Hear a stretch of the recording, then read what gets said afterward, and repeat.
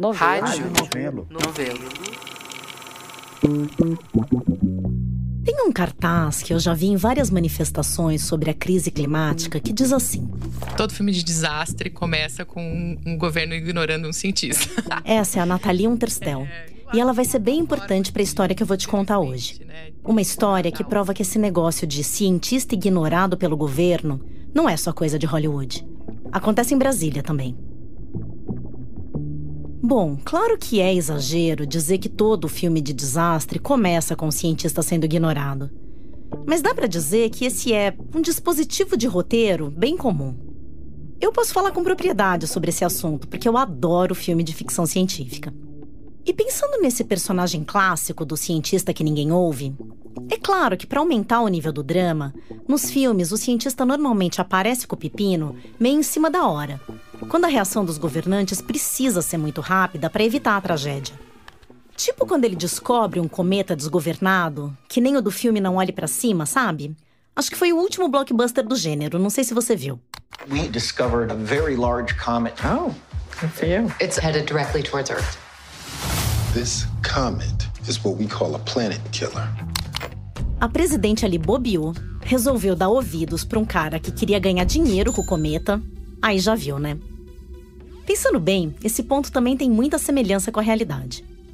Só que na vida dos cientistas de verdade, eles costumam avisar do desastre com bastante antecedência, com tempo de sobra pra gente se adaptar.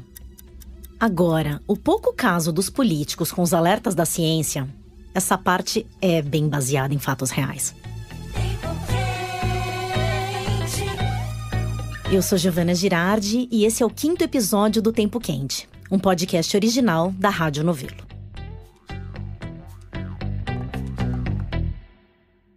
O episódio de hoje é um pouco diferente, porque enquanto eu estava fazendo a apuração, entrevistando gente, tentando conhecer de perto os lobbies que jogam cortinas de fumaça no trabalho da ciência e botam o mundo inteiro em perigo por causa do interesse de uma meia dúzia que tá ganhando com o status quo, durante toda essa pesquisa para o Tempo Quente, sempre me vinha na cabeça um momento relativamente recente da política pública brasileira, e que eu acompanhei de perto como jornalista.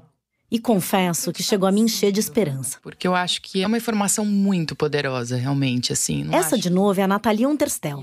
E ela é uma das protagonistas do nosso filme. Em primeiro lugar, a gente queria que esse fosse um assunto que tivesse na centralidade da agenda econômica do Brasil. Por isso que esse caso tem um detalhe curioso, que muda um pouco a perspectiva de tudo.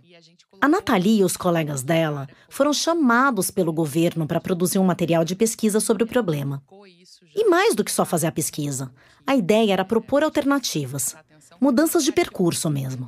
Então não era uma agenda menor, era uma agenda de fato, né? De planejamento de longo prazo. E tanto que é isso, né? Ela não começa no Ministério do Meio Ambiente, ela começa na Secretaria de Assuntos Estratégicos, que estava dentro da presidência, né? Sim. Quer dizer, foi a própria presidência da República quem encomendou esse projeto. Brasil 2040. Esse projeto, que custou R$3,5 milhões, se chamava Brasil 2040. Cenários e alternativas de adaptação à mudança do clima. A ideia era mostrar como setores importantes da economia, como o agronegócio, a geração de energia e o nosso sistema de infraestrutura, são vulneráveis. E como eles poderiam ser afetados num futuro bem próximo. Quer dizer, bem próximo para a vida real, já em 2040. Bom, nesse ponto, você já deve ter se ligado que eu não tô falando do governo Bolsonaro.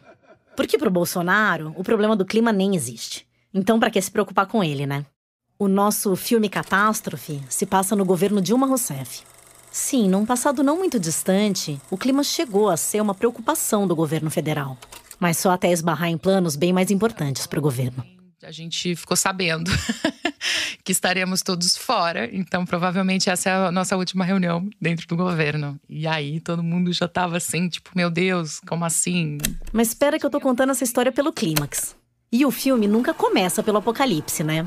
No começo, parece que tá tudo bem. O ano era 2013.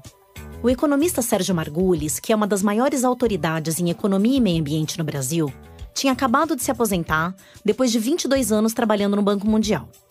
O último trabalho dele lá no Banco Mundial foi um estudo enorme chamado Economia da Adaptação à Mudança Climática.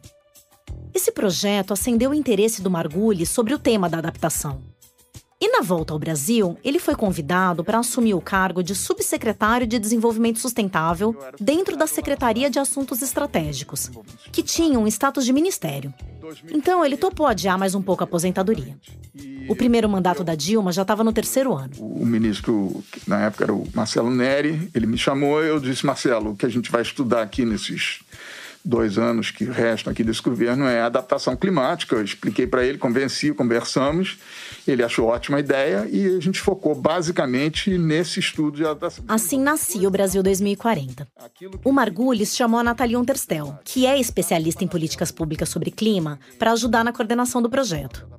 Mas para dar conta do recado, de toda a produção científica que precisaria ser feita, eles juntaram mais de 30 pesquisadores de ponta de várias áreas diferentes, como engenharia, agricultura, economia, recursos hídricos e climatologia.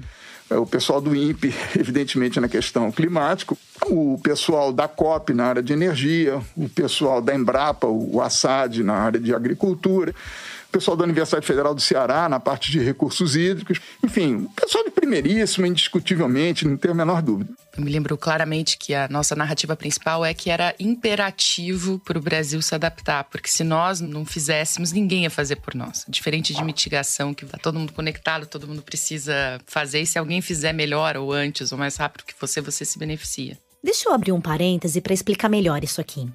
As ações contra as mudanças climáticas têm 2 grandes vertentes: a mitigação e a adaptação. Mitigação é como a gente chama quando as intervenções são feitas para reduzir ou mesmo eliminar os impactos nocivos da atividade humana no meio ambiente. Aqueles compromissos internacionais para reduzir as emissões de gases de efeito estufa são ações de mitigação. O Acordo de Paris, por exemplo, é muito focado nisso. Já a adaptação, como o próprio nome indica, significa lidar com os impactos nocivos que já são ou logo poderão ser realidade. Aquela coisa que já ficou meio batida, sabe? O novo normal. É como se, em vez de planejar como defender o meio ambiente, a gente já desse um passo à frente. Agora a gente está planejando como se defender do meio ambiente, depois que ele se cansa dos abusos e passa a se vingar da gente. O Brasil 2040 vinha bem nessa lógica, a da adaptação. O objetivo do trabalho era embasar o Plano Nacional de Adaptação, que o Ministério do Meio Ambiente estava coordenando. A gente aqui no Brasil tem uma visão muito clássica, né, de que meio ambiente é alguma coisa que a gente impacta. Quando a gente fala de adaptação, a gente está falando do efeito oposto, né? É como se o planeta estivesse nos impactando, na verdade. É a reação em relação ao aquecimento global. Então, é uma questão de proteção mesmo, é uma questão de defesa, é uma questão de defesa nacional, inclusive, né? Então, você tem que criar essas capacidades para se adaptar. E isso exige uma mudança de mentalidade que não é brincadeira, porque a gente está falando do seguinte, que a partir de agora, ou a partir, naquele caso, né, daquele tempo, 2013, 2015, tudo que fosse planejado seria planejado considerando um mundo mais quente e de clima mais instável. Então, você vai construir uma ponte, você tem que pensar, eu vou construir essa ponte para ela resistir a intempéries de hoje ou para ela estar, enfim, minimamente adequada para o que a gente projeta que vai acontecer em 10, 15, 20, 50 anos, né? Essa ideia era muito inovadora e ia contra o modus operandi do pessoal que faz planejamento de infraestrutura. Para planejar o futuro, eles estão acostumados a olhar para o passado, para séries históricas de chuva, por exemplo. E isso funcionava muito bem quando os padrões se repetiam certinhos de tempos em tempos. Só que os estudos mostram que o aquecimento global deve deixar o futuro bem diferente. Essa instabilidade climática futura precisa, de algum jeito, entrar na conta. A ideia do 2040 era pensar numa escala macro quais mudanças a gente tem que fazer para se adaptar a esse novo clima. Então, a gente ia começar a ter uma agenda que, de fato, ia ser uma agenda de construção da política pública.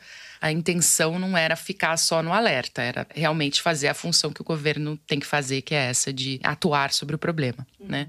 O projeto olhou 2 cenários diferentes de emissões de gás de efeito estufa no mundo. Um era pior, com emissões muito altas, e o outro era um meio termo, com emissões um pouco mais controladas. Mas nesse cenário, o planeta ainda esquentaria mais do que o razoável. Até o fim do século, a temperatura média do planeta pode ficar 2,4 graus acima dos valores pré-revolução industrial. Com isso, os pesquisadores estimaram como poderia ser o comportamento da temperatura e das chuvas no Brasil em 3 períodos: até 2040, até 2070 e depois até 2100. Depois de fazer as simulações climáticas, o próximo passo foi considerar como poderia ser o impacto disso sobre os recursos hídricos do país. O acesso à água, óbvio, é fundamental para a vida de todo mundo. Mas o estudo queria entender como é que esses diferentes cenários iam afetar setores econômicos importantes. Na infraestrutura urbana e costeira, na agricultura, no transporte e na energia. E foi aí que os pesquisadores começaram a ver o tamanho da encrenca. Nos 2 cenários que eles analisaram, as principais commodities agrícolas do Brasil vão sofrer um aumento do risco climático. Quer dizer, vão ficar mais sujeitas à perda de produtividade por causa das variações climáticas. E a cultura que mais corre risco de ser afetada é justamente a da soja, que é uma das vilãs do desmatamento e um dos motores do agronegócio. Na região centro-oeste, por onde a soja mais se expande, o número de áreas propícias para o cultivo, ou seja, que são de baixo risco climático, deve ser reduzido. Na região sul, a projeção é ainda mais dramática. No pior cenário, essa perda pode afetar a maior parte da área que hoje é potencial para o grão, ou seja, da área que hoje é boa para o cultivo. A previsão é que alguns municípios do sul poderão não ter mais condições de plantar soja, o que deve aumentar ainda mais a pressão justamente sobre o centro-oeste. A região centro-oeste também é afetada pela mudança do clima, mas a expectativa é que tenha uma migração da soja para áreas onde hoje tem pastagem. Bom, a gente ainda está meio longe de 2040, mas já está dando para ver que os estudos não eram nada exagerados. Em 2021, a gente teve um exemplo bem dramático do que pode vir por aí. A forte seca com ondas de calor nos estados do sul levou a uma quebra da safra com prejuízos bilionários no campo e aumento do preço dos alimentos. É no caixa que o consumidor sente o efeito da maior seca dos últimos 91 anos. Pouca chuva tem sido sinônimo de aumento de preços dos alimentos. Quanto mais quente fica o planeta, mais instável tende a ficar o clima. A expectativa é que eventos extremos, como o da seca de 2021, aconteçam cada vez mais. E você deve se lembrar que a seca de 2021 afetou, além da produção de alimentos, a geração de energia elétrica. O ministro de Minas e Energia, Bento Albuquerque, fez um pronunciamento agora à noite. Ele afirmou que a seca que atinge as hidrelétricas é a maior dos últimos 91 anos. Agora, adivinha qual foi outro alerta importante do Brasil 2040? Justamente sobre a produção de energia hidrelétrica, que é a maior fatia da matriz elétrica do país. Os pesquisadores simularam o comportamento de quase 200 bacias hidrográficas e viram que, com o aumento das temperaturas, a maioria deve ter redução das vazões de água, principalmente as das regiões Sudeste, Centro-Oeste e Norte. Redução na vazão de água em bacias hidrográficas para a produção de energia elétrica na região Norte. Tem mais um detalhe importante nessa equação aqui: o timing. Em 2013, quando o Brasil 2040 começou a ser feito, já estavam em curso as obras para a construção da usina de Belo Monte. E ela era o xodó da presidente Dilma. Um sonho que ela tinha desde quando ela ainda era ministra no governo Lula. Só que Belo Monte não era exatamente um sucesso de público e crítica. E não só na oposição, com as denúncias de corrupção em mais uma obra faraônica. Na própria base do governo petista, teve gente denunciando os impactos que a usina ia ter na vida dos povos indígenas e dos ribeirinhos de lá. A justificativa, como sempre, era o desenvolvimento, o progresso. Mas e se esse estrago todo não se justificasse nem mesmo para a geração de energia? Bom, tem sempre aquela hora no filme em que o cientista, depois de entender a gravidade do problema, procura as autoridades para tentar mudar o rumo da coisa, né? No nosso filme aqui do Projeto Brasil 2040, isso aconteceu no comecinho de 2015. A Nathalie Unterstel contou pra gente como foi. A gente colocou numa sala, num determinado dia, o alto escalão do Ministério de Minas e Energia, o alto escalão do Ministério da Agricultura e também do pessoal ligado à água. A gente coloca todos esses caras na mesa, traz os cientistas que tinham rodado os modelos e que tinham os estudos. A gente traz todo mundo e fala assim, olha, então, primeira mão aqui, dentro da saia, a gente quer mostrar para vocês o que está aparecendo e a gente quer fazer uma discussão. A Nathalie sabia que o elemento mais sensível dessa discussão ia ser, claro, Belo Monte. O custo-benefício de Belo Monte já era muito contestado. A licença social de se construir também era muito, muito contestada, né?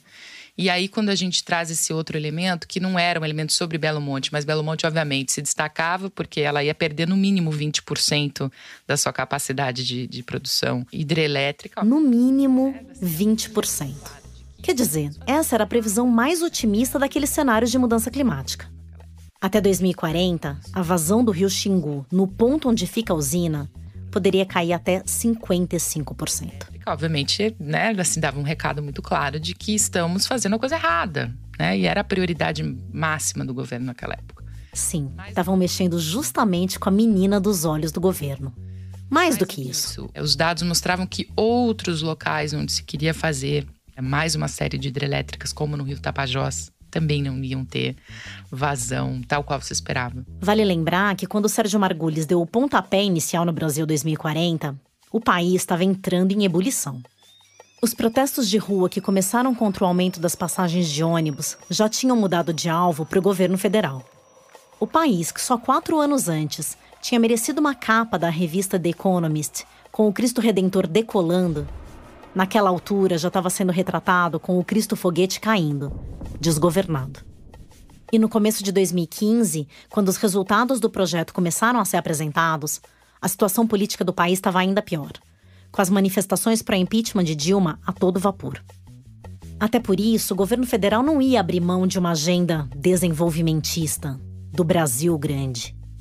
Nesse caldo, as obras de infraestrutura, tipo novas usinas hidrelétricas, eram o carro-chefe desse pacote. E as usinas ainda vinham com uma justificativa a mais. Elas iam garantir a energia firme, perene, que o Brasil precisava para voltar a crescer.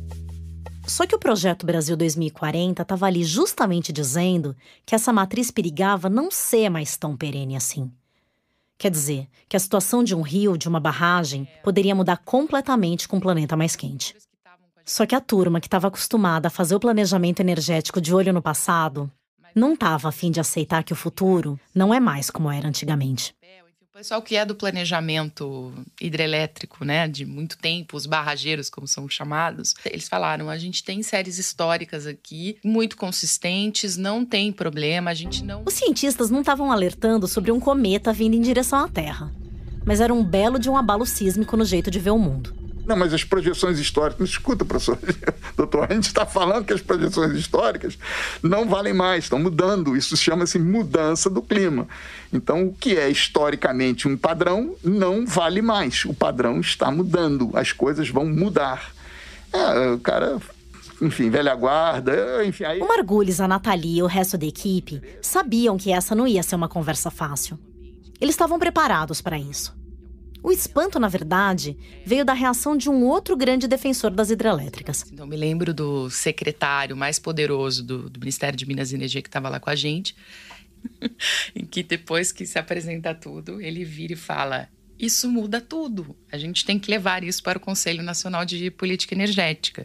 Esse é o Altino Ventura? Esse é o Altino Ventura. Altino Ventura Filho era o secretário de Planejamento e Desenvolvimento Energético do Ministério de Minas e Energia. Ele era o nome forte por trás dos planos do país de investir em mais hidrelétricas.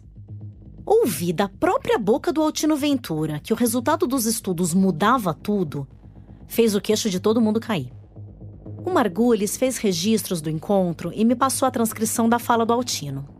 Segundo Margulis, é ipsis literis o que o Altino falou. Vou ler aqui. Estou literalmente chocado com os cenários climáticos e hidrológicos. Eles mudam completamente o planejamento hidrelétrico brasileiro. Eles afetam o Project Finance. Financiamento de projeto, né? Das hidrelétricas planejadas, principalmente para a Amazônia. Belo Monte seria revista, pois teria menos de 50% da capacidade necessária. São Luís do Tapajós também. É preciso levar esses dados para discussão pelos ministros no Conselho de Política Energética. É preciso entender isso e planejar diferentemente. Olha, eu acho que o sonho de todo cientista é ter o trabalho levado a sério, considerado, aplicado na prática.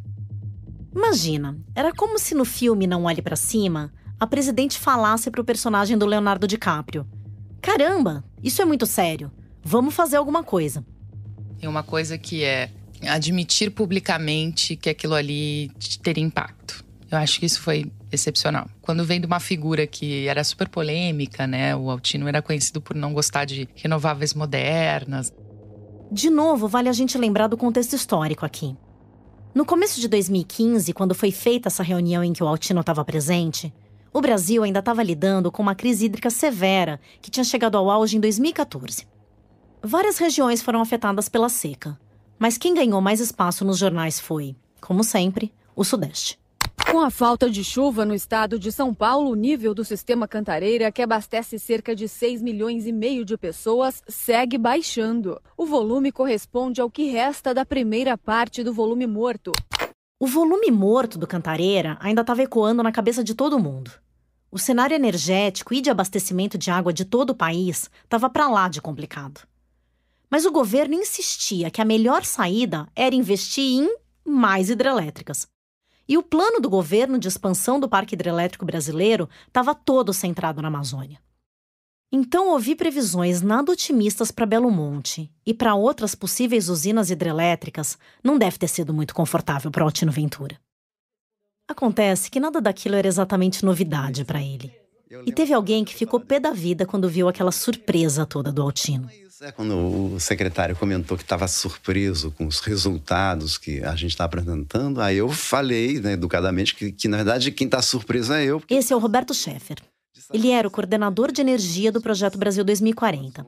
E era ele quem estava conduzindo a apresentação naquela reunião. Eu que estava surpreso de saber que o Ministério de Minas e Energia desconhecia aquelas informações, já que elas foram várias vezes passadas para o Ministério, inclusive com a participação de pessoas do Ministério em lançamentos e estudos passados. Então eu falei isso, que na verdade quem estou surpreso é eu, que estou surpreso de saber que o senhor está surpreso com uma coisa que já não deveria surpreender ninguém, porque a gente fala há muito tempo. O Scheffer é pesquisador e professor do Programa de Planejamento Energético da Federal do Rio de Janeiro. E ele tinha tanta certeza de que não faltaram oportunidades para o governo tomar ciência da situação antes, porque ele mesmo já tinha apresentado resultados de estudos preliminares para órgãos federais, tipo a Empresa de Pesquisa Energética, a Agência Nacional de Águas e a própria Eletrobras. E a gente justamente chamava a atenção que os cenários futuros para o Brasil, onde se via um papel para a hidrelétrica, onde já se falava em Belo Monte, Giral, Santo Antônio, aquelas hidrelétricas não iriam entregar aquilo que elas estavam se propondo a entregar, porque cenários feitos pelo INPE, e a gente trabalhava aquele cenário do INPE, mostravam que havia uma tendência de a Amazônia se tornar mais seca, uma tendência de savanização da Amazônia e uma tendência de um semiárido nordestino virar um desertão. Deserto. Né? Uhum. Me lembro que o secretário falou, puxa, mas se a gente soubesse disso, a gente teria pensado, vamos dizer, a expansão do setor elétrico brasileiro de maneira diferente. Falou, mas isso aí, vocês já deveriam saber isso, porque isso aí é um aviso já que foi dado há quase 10 anos atrás, ou 7, 8... Quer dizer, o Roberto Scheffer não conseguiu disfarçar a chateação dele. Vamos combinar que é difícil mesmo manter o sorriso no rosto quando você tá dando o mesmo aviso há anos e vem alguém fingindo surpresa, né? O Margulis achou até graça da situação. O Altino teve essa reação e o Scheffer, que é professor, não tinha nenhuma diplomacia no sentido de sei que, ele chegou e disse assim, doutor Altino, vou lembrar o senhor, a gente está aqui apresentando esse estudo, mas vamos lembrar o senhor que nós mesmos, esse mesmo conjunto de pessoas, já fez esse estudo em 2006, não sei lá quando é que a gente fez o outro, e esses resultados são de conhecimento da Secretaria de Planejamento do Ministério das Minas e Energia há 10 anos. Vocês conhecem isso de frente para trás. Vocês só não prestam atenção. Vocês só continuam negando. Acho que todo mundo ali se sentiu representado na irritação do Roberto Scheffer. Eu confesso que, ouvindo depois, eu também me senti. Mas enfim, era hora de esquecer os erros do passado, né? Apesar de tudo, a reação do Altino Ventura tinha sido muito promissora. Agora a ciência estava sendo ouvida. Ufa! A Nathalie Unterstel estava nessa vibe. E foi espetacular, porque da forma como foi colocado, eu acho que o fato de estar todo mundo dentro da presidência da República não era uma discussão assim aleatória, a gente estava fazendo dentro de um ambiente que ia ter que dar resultado em algum momento. Ia ter resultado em algum momento. É muita coisa, é para comemorar, sim. E qual é o próximo passo? O que acontece depois dessa reunião? A gente ouve um ruído de que ele teria ligado para uma figura de dentro do governo e reclamado da reunião. Então, assim, publicamente a pessoa sempre vai falar uma coisa, mas na hora do vamos ver no bastidor é o que vai, né? Porque aquilo ali, pra mim, foi meio, sabe, tirar o dedo do Dick, assim. Foi dar vazão a alguma coisa que todo mundo já sabia, porque os pesquisadores estavam falando isso há muito tempo. Os dados eram muito bons, os cenários eram muito bons, os pesquisadores envolvidos são muito ilibados, muito reconhecidos. Então, eu acho que eles devem ter sentido que isso ia sair do controle e que não ia mais ser um assunto de uma pasta setorial ou de, né, uma secretaria e virar um negócio muito maior. Então eu acho que a reação foi essa, assim, a reação veio nesses termos do tipo, não vai dar para fazer a conversa tão abertamente, não vai dar para fazer a conversa tão ligada ao que está sendo decidido em alto nível agora. Foi do Dick transbordando pro balde de água fria, né? Talvez você já tenha passado por uma coisa parecida. Sair de uma discussão que parecia ter terminado tudo bem, para depois receber uma mensagem mudando tudo que ficou combinado. Apesar de ter tido aquela reação que surpreendeu todo mundo, o Altino Ventura, muito rapidamente, deu sinais de que nada ia mudar só por causa daqueles dados. Lembra do jornalista Cláudio Ângelo, meu carona na viagem pela Transamazônica, consultor aqui do Tempo Quente? Ele entrevistou o Altino Ventura logo depois daquela reunião. Infelizmente, ele não gravou a entrevista, porque a gente ainda nem sonhava em fazer esse podcast naquela época. Mas eu pedi para ele ler aqui um trechinho da matéria que ele publicou em março de 2015. O secretário Altino Ventura afirmou que, mesmo diante das previsões dos modelos, o planejamento de hidrelétricas no país, que inclui uma forte expansão de usinas na Amazônia, não deve mudar. Abre aspas. Nós não vamos deixar de fazer hidrelétricas no Brasil por causa do nível de informação neste ponto. Fecha aspas. Segundo Ventura, há duas razões para crer que o sistema elétrico brasileiro tenha resiliência às mudanças do clima. A primeira é a diversidade hidrológica. Os rios das diversas bacias sofrem influências diferentes e têm regimes diferentes. Como o sistema é interligado, a energia de uma região pode ser usada para suprir a falta em outra. Abre aspas de novo. Se eu aumento as vazões no sul e reduzo no nordeste, eu uso as usinas do sul para gerar energia. Fecha aspas. Quer dizer, não era só uma questão de torcer o nariz para os dados. Imagina ter que admitir que um empreendimento com enormes impactos socioambientais, alvejado de todos os lados por denúncias de corrupção, e que já tinha custado mais de 30 bilhões de reais para os cofres públicos, corria o risco de ser um fiasco no curto prazo. Eu quis saber o que o Altino Ventura de hoje em dia lembrava dessa reunião. O senhor se lembra de uma reunião ali no comecinho de 2015, de um projeto do governo federal chamado Brasil 2040? O senhor está lembrado desse trabalho? É que eu estava conversando com alguns participantes outro dia e eles lembraram como é que foi a reação do senhor nessa reunião quando eles apresentaram as projeções sobre hidrelétricas. Eles disseram que o senhor tinha ficado surpreso com os dados, arregalado os olhos e dito alguma coisa assim, que aquilo mudaria tudo, que aquilo poderia tornar Belo Monte inviável e que talvez fosse caso de ser levado até para o Conselho Nacional de Política Energética. Isso acabou não acontecendo, né, Altino? Veja, eu tenho uma memória excepcional. Isso realmente eu tenho memória e me lembro disso aí. Acho que você descreveu com bastante precisão a minha reação. Eu vou apenas dar uns pequenos ajustes. Bom, justíssimo. Era para isso mesmo que eu estava ali, para ouvir o lado dele da história. O Altino me disse que achou os dados um pouco exagerados, mas admitiu que ele não é especialista no assunto. Então ele me explicou a decisão pela perspectiva dele, do planejamento e da viabilidade econômica das hidrelétricas. Pois é, então veja bem o seguinte, então esse fenômeno de redução das vazões iam correr aumentando ao longo do tempo e lá para 2040. A consideração que eu fiz na época, a minha reação é o seguinte, olha, o efeito desse fenômeno climático, essas mudanças climáticas, vão ocorrer no finalzinho do período de 30 anos.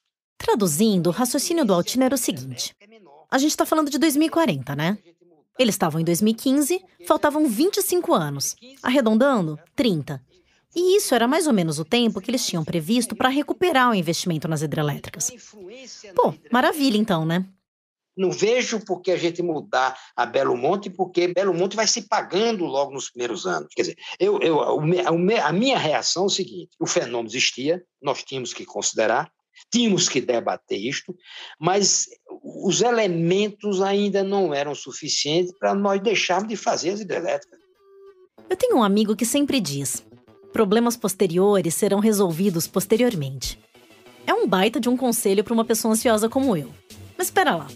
Nesse caso, não é pirar na batatinha por antecedência. Do jeito que o Altino tá falando, parece que é isso.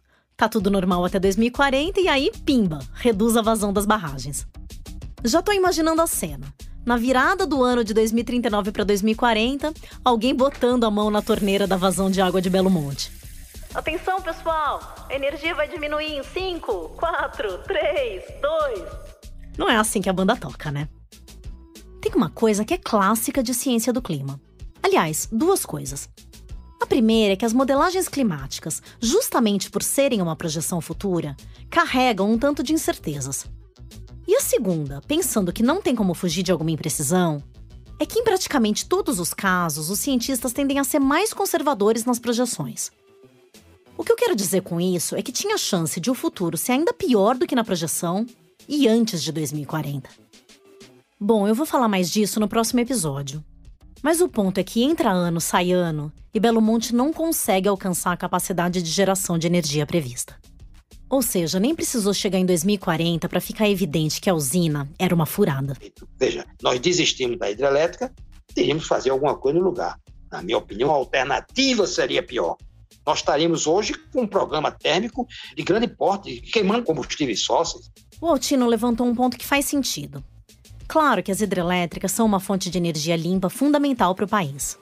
Aliás, quando a gente pensa em geração de energia no Brasil, a gente pensa logo em hidrelétrica, né? A gente abriu o Tempo Quente com um episódio sobre carvão, sobre como não faz sentido investir num combustível fóssil num país como o Brasil. O mundo inteiro penando para reduzir as emissões dos gases de efeito estufa, e a gente podendo se orgulhar de que, pelo menos para a geração de energia elétrica, a gente emite muito pouco. Sim, se botar desmatamento na conta, a gente emite muito mesmo. Mas falando de energia aqui, não deixa de ser uma ironia cruel que uma fonte limpa esteja ameaçada pela própria mudança do clima, né? É claro que a gente se joga na energia hidrelétrica, não por consciência ambiental, mas porque sempre teve água em abundância no Brasil como um todo. Agora, se por um lado, ok, água é uma fonte limpa de energia, a gente não pode ignorar todos os problemas socioambientais que a construção de barragens traz de lambuja. E insistir nas hidrelétricas acabou atrasando no Brasil o avanço de outras fontes renováveis. Lembra de um discurso que ficou famoso da Dilma defendendo as hidrelétricas? Até agora, a energia hidrelétrica é a mais barata. Ela falou que o problema de outras fontes limpas, como a eólica, era o armazenamento. E também pelo fato da água ser gratuita. E da gente poder estocar. O vento podia ser isso também, mas você não conseguiu ainda tecnologia para estocar vento. Porque o vento, ele é diferente em horas do dia. Então, vamos supor que vente mais à noite. Como é que eu faria para estocar isso? A tecnologia para estocar vento não andou muito de 2015 para cá. Mas esse nem é o problema. A Dilma, na real, não queria admitir outra fonte de energia.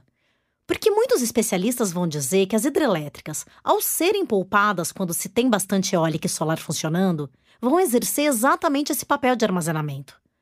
Elas vão ser a bateria do sistema.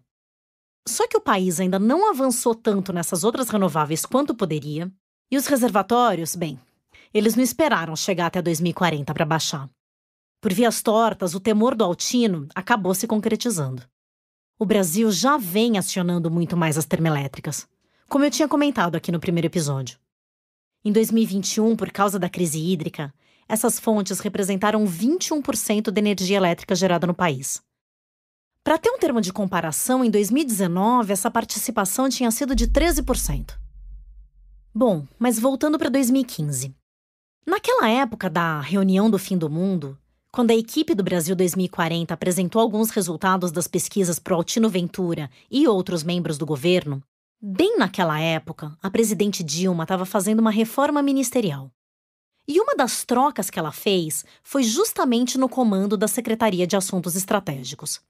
Saiu o Marcelo Neri, aquele que tinha trazido o Sérgio Margulis e deu carta branca para ele fazer o que julgasse importante, e entrou o Roberto Mangabeira Unger.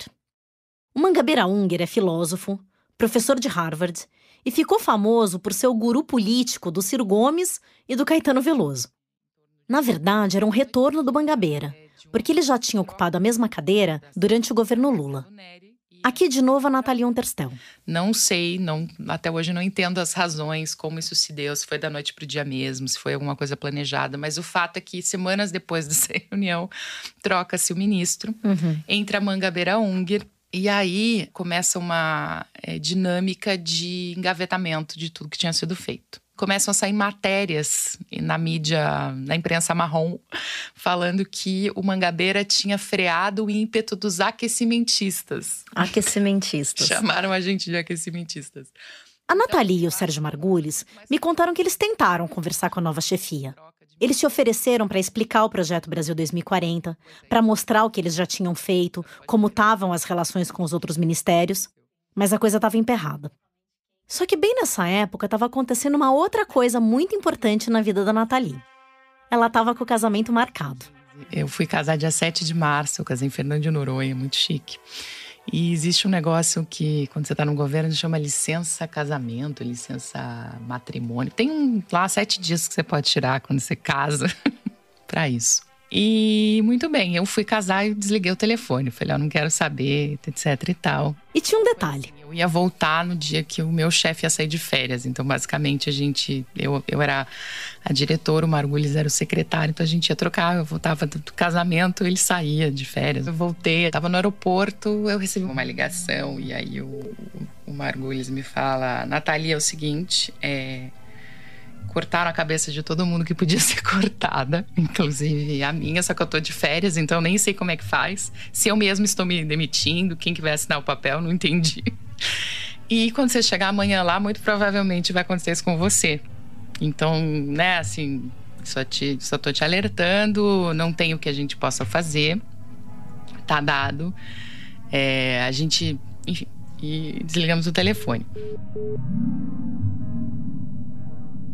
Chego na minha sala, tinha uma figura que estava lá no governo, não me lembro mais o nome dele, não estava nomeado, mas ele estava sentando na cadeira do Margulis, ou seja, se assumiu como secretário sem ter a nomeação para tal.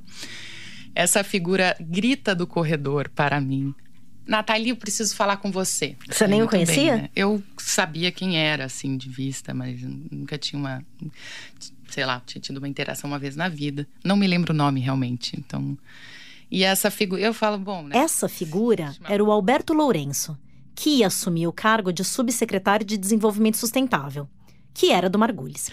Mas tudo bem, eu vou até a sala do secretário, que não estava, que estava de férias, tinha sido demitido, mas não tinha sido exonerado, uma situação não tinha estranha. Saído no Diário Oficial ainda a exoneração do Margulis. Eu falo, bom, né?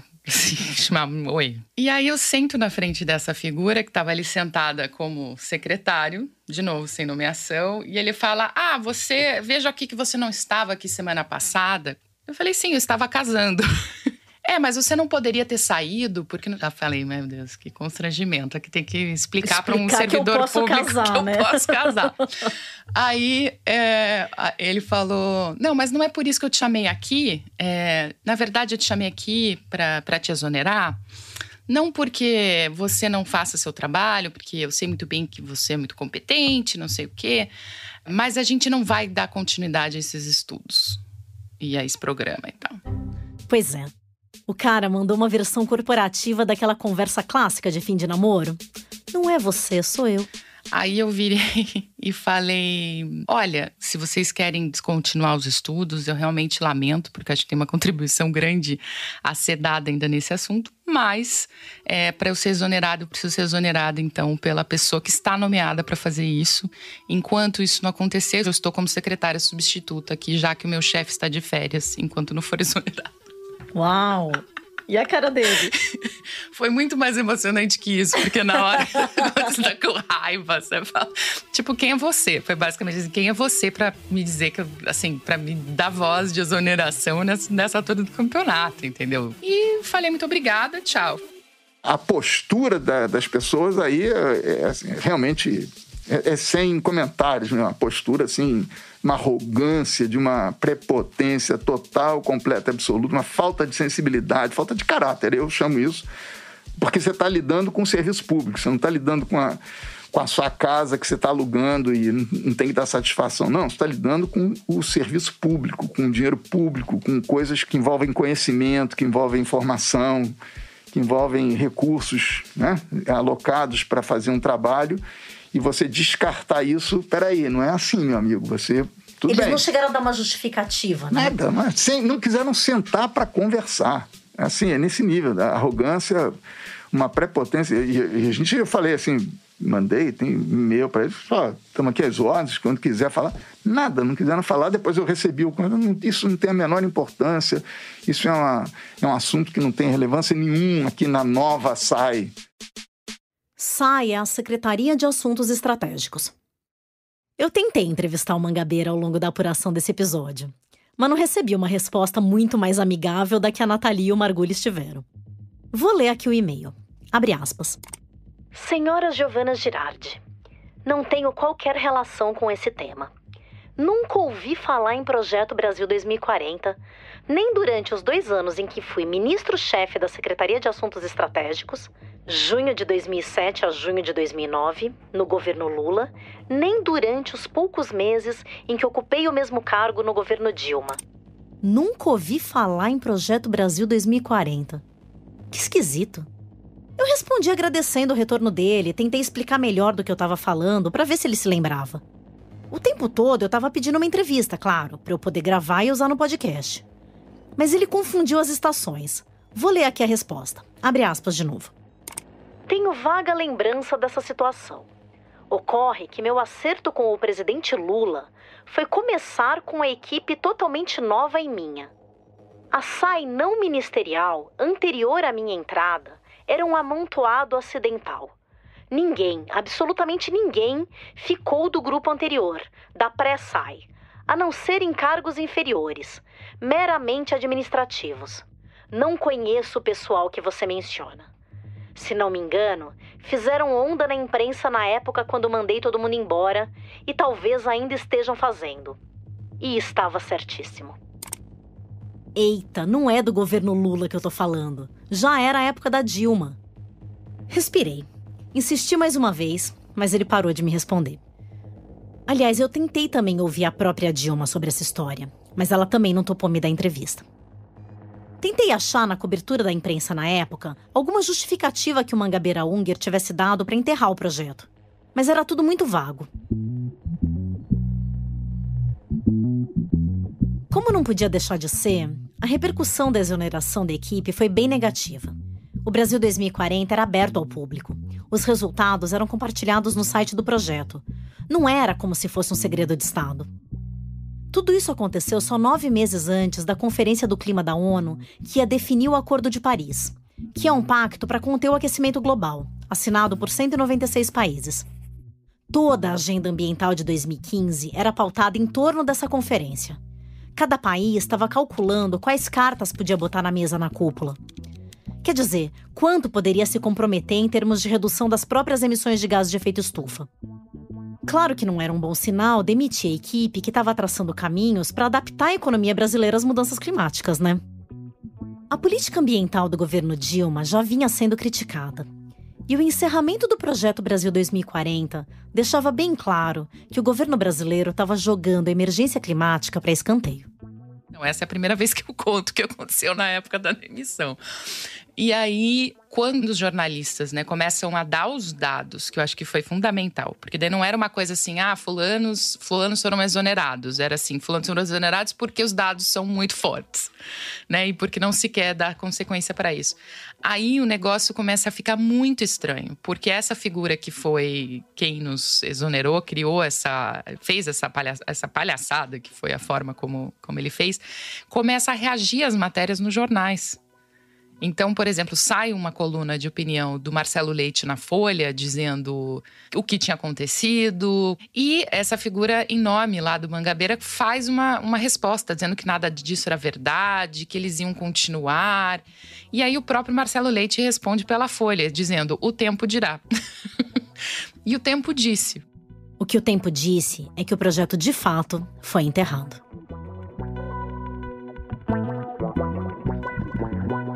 Em algum momento apareceu a informação de que o Ministério do Meio Ambiente ia assumir o Brasil 2040, que ia ter um relançamento do projeto e tudo. Mas foi decretado sigilo daquilo que até então era público. Depois da mudança de pasta, quando a gente da imprensa procurava os cientistas que continuavam envolvidos no projeto, eles diziam que tinham sido orientados a não se manifestar mais sobre os dados. O que eu consegui apurar é que não teve mais nenhuma reunião, que os resultados não foram mais repassados para os outros ministérios. Quer dizer, simplesmente deixou de ser um projeto com o objetivo de promover ações concretas. Eu só voltei a ouvir falar do Projeto Brasil 2040 meses depois de toda essa confusão. Foi em outubro daquele mesmo ano de 2015, faltando pouco mais de um mês para a Conferência de Paris. Na verdade, nem fui eu que fui atrás. Foi uma assessora do Ministério do Meio Ambiente que me procurou. Na época, eu estava trabalhando no Estadão. Ela me procurou para vender uma pauta para oferecer material exclusivo para a gente publicar no jornal. Semi-exclusivo, na verdade, porque ela ofereceu para mim e para uma colega do jornal Valor Econômico o trabalho completo do Projeto Brasil 2040, para a gente publicar numa data pré-combinada. Claro que eu aceitei, né? Um pouco de pé atrás, porque eu tinha acompanhado a história, mas aceitei. A informação científica era muito relevante, e eu estava curiosa para saber como a coisa tinha andado depois da mudança de pasta e da Operação Abafa. Com a Conferência de Paris no horizonte, a pauta tinha, com o perdão do trocadilho, esquentado. Bom, só que o material que eles passaram pra gente era um calhamaço desorganizado de mais de 1000 páginas, divididas em 30 arquivos diferentes. E não tinha nem a possibilidade de a gente recorrer a um porta-voz que pudesse falar sobre os resultados, porque ninguém foi colocado naquela função. Olha, uma bagunça. Eu tava me virando para botar ordem naquela bagunça, dar um jeito de publicar, quando uns dias mais tarde, a assessora me ligou desconcertada, dizendo que o Ministério do Meio Ambiente tinha recuado. Que a prerrogativa da divulgação do projeto era da Secretaria de Assuntos Estratégicos. Aquela mesma que tinha aberto mão do Projeto Brasil 2040. Eu procurei o novo secretário, mas naquela altura o órgão já estava em vias de ser extinto. E ele disse que só ia falar com a imprensa depois que eles próprios colocassem o projeto no ar. Ignorou o acordo de divulgação que tinha sido feito com os 2 jornais. E 2 dias depois, sem nenhum aviso, o material foi todo despejado no site da secretaria. Para um projeto que estava associado à presidência da República, que custou cerca de 3,5 milhões do Tesouro e de uma cooperação internacional, o mínimo que se esperava era um lançamento formal do trabalho. De preferência com uma coletiva de imprensa, analisando as descobertas e, principalmente, dando encaminhamento para elas. Aqueles dados traziam consequências diretas preocupantes para os projetos de infraestrutura. Então, era de se esperar que alguém dissesse que tipo de estratégia poderia se desenrolar a partir daqueles resultados. Mas nada disso foi feito. Nem uma matériazinha oficial anunciando o trabalho. Ele ficou num daqueles links que, a não ser que você tenha o endereço certinho, você nunca consegue encontrar, sabe? Depois de algum tempo, todo o trabalho desapareceu. Os links que remetiam para ele nas reportagens e até mesmo em citações anteriores do próprio governo não davam mais em lugar nenhum. Hoje é possível encontrar o material em uma versão antiga do site do Ministério do Meio Ambiente. Mas o interessado precisa se esforçar muito para encontrar. Então a gente vai deixar as referências todas lá no site do Tempo Quente para você. Mas eu acho que é isso. Eu acho que tinha uma prioridade muito clara do governo Dilma em relação a Belo Monte, absolutamente clara, né, e a novos investimentos de infraestrutura. E não havia uma abertura real para considerar riscos climáticos naquele momento. Era a mensagem errada e os mensageiros acabaram pagando por isso. Acho que, em suma, esse é o resumo. O Projeto Brasil 2040 foi uma grande lição perdida. E a conta desse erro chegou mais cedo que o esperado. O Sérgio Margulis foi buscar na filosofia a conclusão fatalista que ele tirou do episódio. Tem uma frase do Hegel, filósofo Hegel alemão, que ele diz assim: o que se aprende da história é que nada se aprende da história.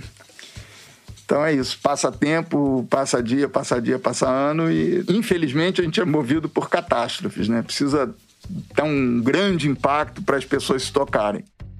Se é verdade que as pessoas são movidas por catástrofes, estudos como o Brasil 2040 mostram que a gente ainda vai ter que se mover bastante. O problema é que de catástrofe em catástrofe, de indignação em indignação e de inércia em inércia, tudo caminha para uma catástrofe final, quando não vai mais sobrar ninguém para se mover. E o nosso filme já entrou no 3º ato. Tempo Quente é um podcast original da Rádio Novelo, produzido com o apoio do Instituto Clima e Sociedade e da Samambaia Filantropias. Eu, Giovana Girardi, apresento, faço a reportagem e assino o roteiro com o Arnaldo Branco e com a Paula Scarpim, com o apoio da Bárbara Rubira e da Flora Thomson-Devaux. A coordenação do projeto é da Ana Magalhães e da Bárbara Rubira, que também fez produção com a Marcele Darrier. A gente teve a consultoria da Cristina Morim e do Cláudio Ângelo. A direção criativa é da Paula Scarpim e da Branca Viana, e a direção executiva é do Guilherme Alpendre. A música original foi composta pelo Arthur Kunz. A edição é do Luca Mendes e a sonorização é da Júlia Matos, com o apoio da Paula Scarpim. A direção de locução é da Mica Lins. Nós gravamos na Confraria de Sons e Charutos, em São Paulo, e no Estúdio Rastro, no Rio de Janeiro. Nossos transcritores foram Laura Restab, Bel Baroni, Nino Bloch e Guilherme Póvoas. A checagem é do Emerson Kimura. A mixagem foi feita pela Pipoca Sound. A estratégia de promoção e distribuição fica por conta da Juliane Jäger e da Fê Cris Vasconcelos. As redes sociais são da Bia Ribeiro e do Eduardo Wolff, com o designer Matheus Coutinho. A edição de nosso conteúdo em vídeo é da Thaís Fernandes. Nossa identidade visual foi elaborada pela Natasha Gompers e o nosso site foi feito pela Paula Carvalho e pela Amanda Gedra. Nesse episódio usamos áudios da Netflix, da TV Globo, da RT Notícias e do Poder 360. Obrigada e até semana que vem.